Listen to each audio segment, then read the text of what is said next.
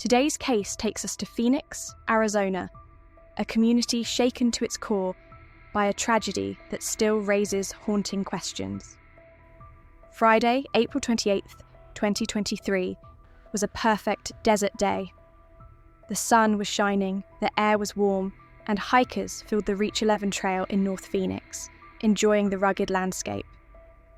Among them was 29-year-old Lauren Heike. Lauren loved simple pleasures: her morning coffee, the calm of an outdoor walk, the desert trails near her apartment. That morning, she set out like she had so many times before, but this time, she never came back. Hours passed. Calls went unanswered. Lauren didn't show up for work. Friends and family grew anxious as the silence stretched into the next day. Then, on April 29th, everything changed. A woman walking her dog along the same trail stumbled upon something that froze her in her tracks. Hidden in the brush, in the quiet desert sand, lay the body of a young woman. It was Lauren.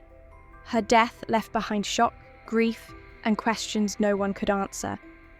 Who was watching her that morning? Was she alone? Why her? This was not just another crime.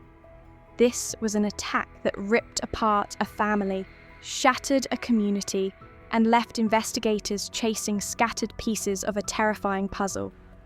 But before we dive into the details of that morning, let's pause to remember who Lauren was beyond the headlines. Born and raised in Kitsap County, Washington, Lauren moved to Phoenix seeking a fresh start. Her friends described her as light itself, funny, kind, and radiating joy. She worked as an esthetician, helping others feel their best, and had just moved into a new apartment near the Reach 11 trail she loved so much. On the morning of April 28th, she spoke to her close friend River Hubble as she did every day.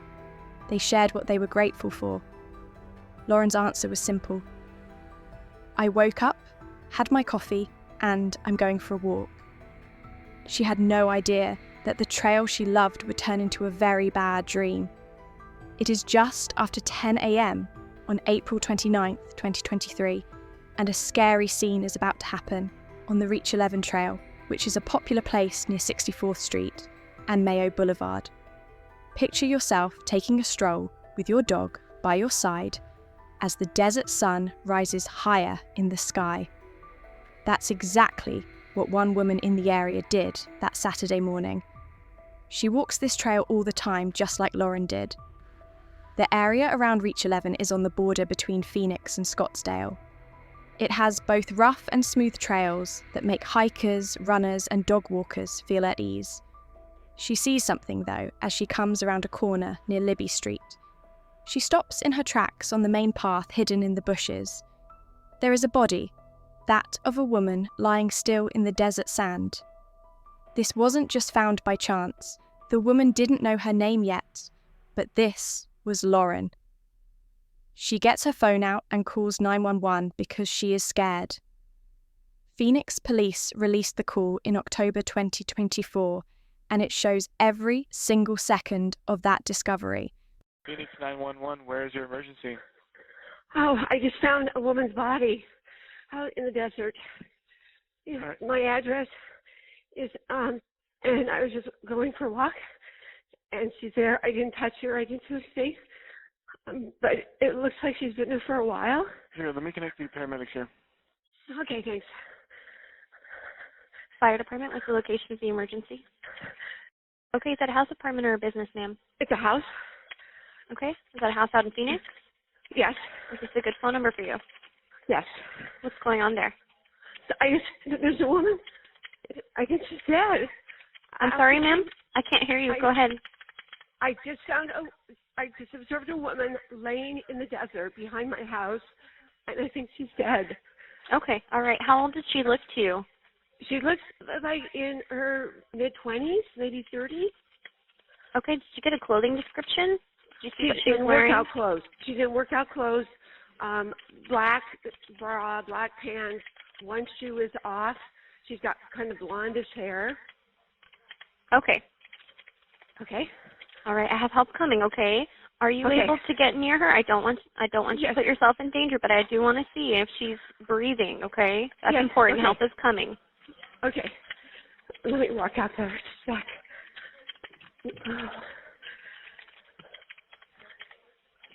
And then are there any weapons or drugs laid out around her? Or is it just No. her? It's just her. Okay. All right. Any noticeable injuries or bleeding, ma'am? Let me walk closer just a second. Okay, help is coming, okay? We're coming as fast as we can. I just need to make sure she's breathing right now. Okay, hold on. No, it doesn't look like she's breathing. Okay. And You can't see her chest rising or falling? No. And there is blood coming from under her workout bra. Blood coming from her bra? Does it look like she was stabbed or shot? I don't know. I can't tell. Is there a hole? No, not that I can see. But it does look like she's been here for a while. Okay, PD, are you on the... As the lab works, the police hit the streets.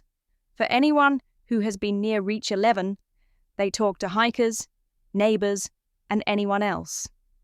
3 different 911 calls from a few days after the discovery show up on their screen. People who called say they saw a guy acting strangely near the trail. This guy didn't seem to fit in with the other people there. He is said to be between 5 feet 8 inches and 6 feet tall, wearing dark clothes and carrying a backpack. Still, it's not enough to hold him down yet. Then, on May 2nd, something big happens. Police get surveillance video from a camera near the trail and look it over. It's fuzzy, but it shows a man running through the desert with his backpack flying around. This happened around the same time that Lauren went missing. He's going too fast for a casual jog. The police make the video public and say he is a person of interest. The tips start coming in. People who have seen this person before call Silent Witness to say they have seen him in the area. One of the tipsters even talked about a small but sharp pocket knife he carried. Could it have something to do with the scene? Phoenix police don't stop there. They ask Lauren about her job, her friends, and her daily routine. They check to see if anyone has been watching her since she just moved into the apartment near the trail. Was she the target, or was this just a mess? At a press conference on May 3rd, Lieutenant Hester leans toward random, saying that the sheer horribleness of the attack points to impulse, but he's not ruling anything out. They don't need theories, they need proof. When they get back to the lab, they can see the DNA from Lauren's shoe. It looks like someone with a record who is in a criminal database. It's no longer just a guess. They can pull that thread. Detectives compare it to the description from the surveillance. Male, early 20s, from the area. People start to learn more about them, but they don't talk to the public. Why? Because they don't want him to get scared as they close in. The heat is on by May 3rd. The parents of Lauren, Jeff, and Lana join the police at a press conference to beg for help. "She was my little girl," Lana says in a broken voice. It works when they ask anyone who saw a guy with a backpack or acting strangely to come forward. There are more tips coming in. One caller talks about a man who seemed crazy and lived not far from the trail, less than a mile. Someone else says he was fired from a job for making his co-workers uncomfortable. The pieces are getting taller. The catch is this. On May 4th, detectives get a break from a probation officer who they didn't expect.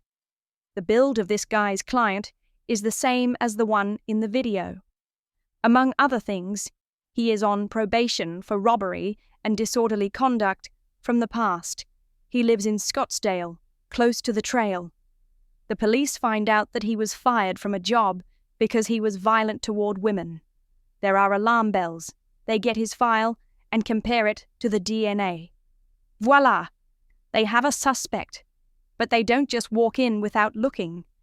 They follow him and watch what he does. He has a plane ticket to Detroit.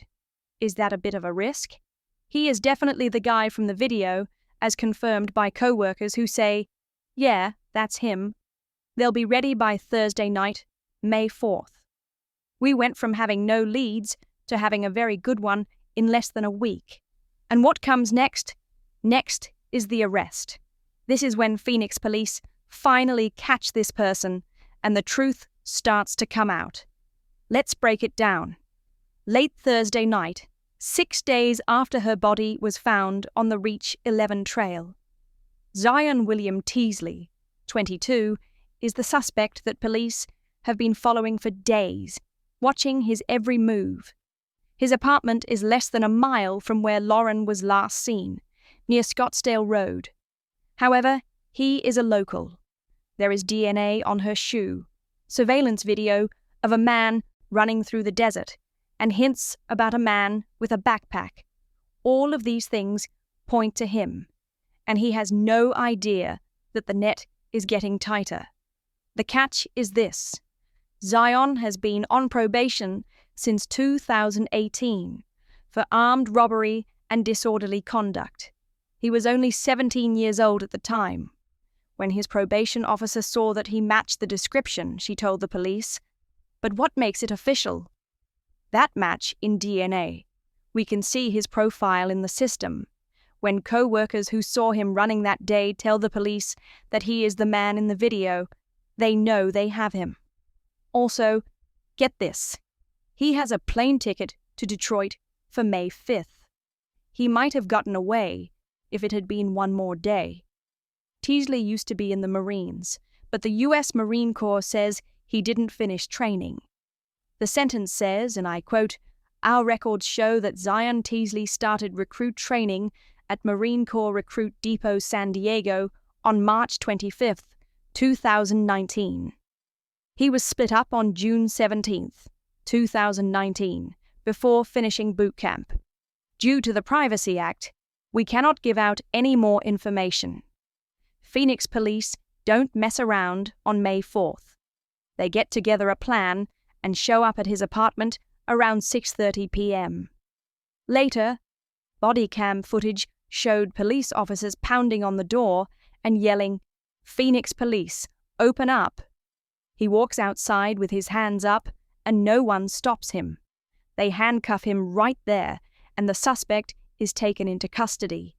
It only takes 10 minutes to do the whole thing. Takedown of a textbook. Who is this guy, though?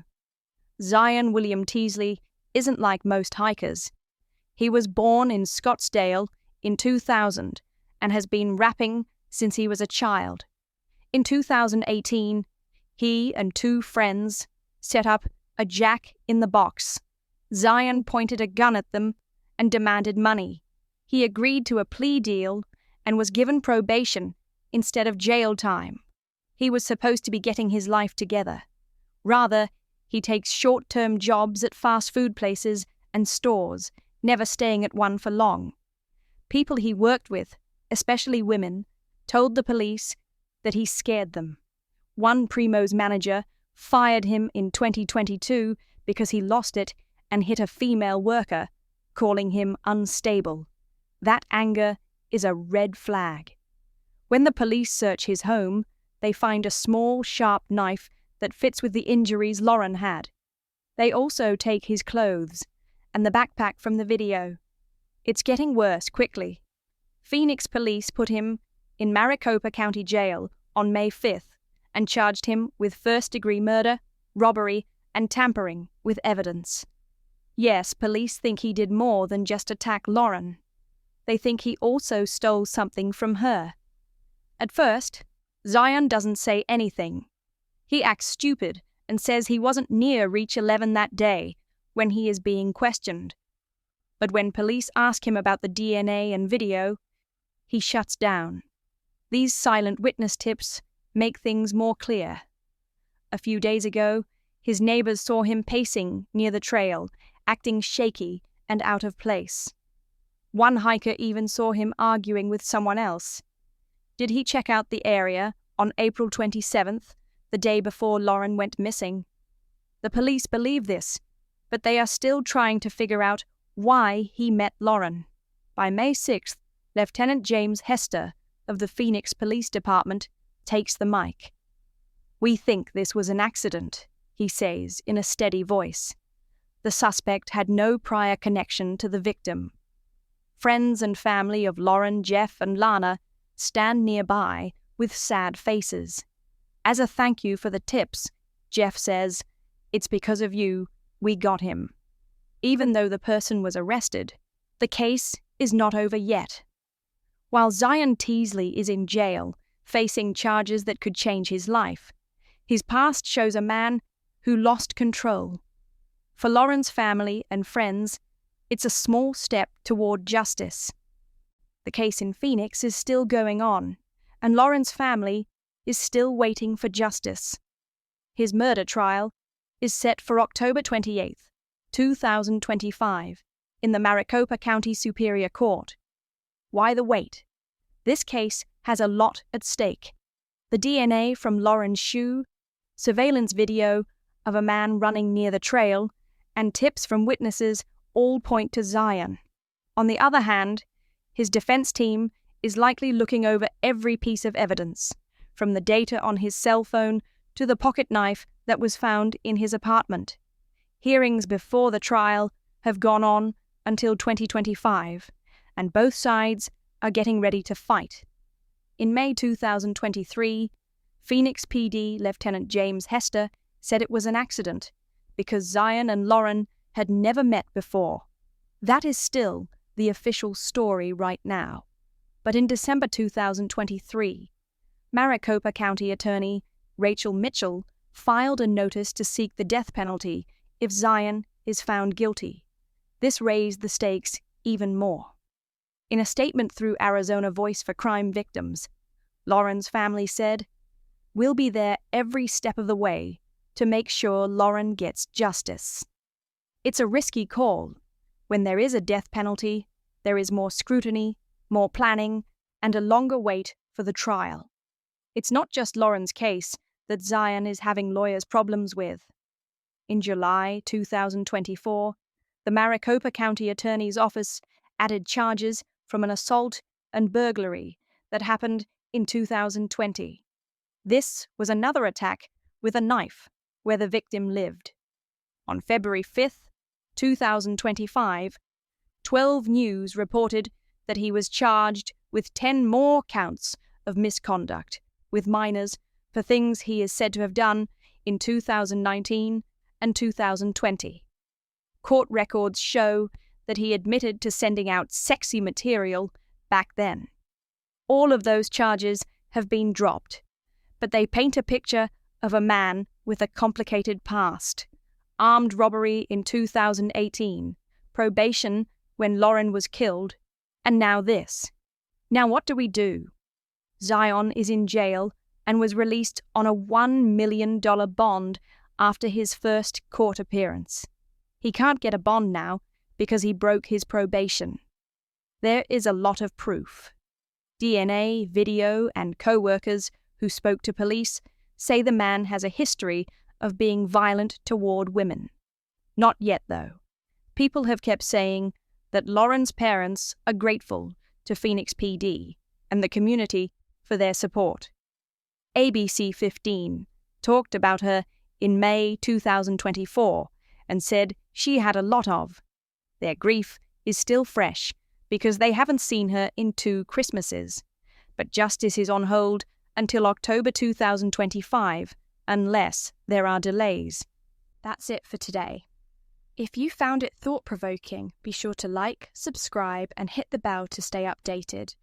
Leave your thoughts in the comments, and as always, stay safe, stay smart, and keep seeking the truth.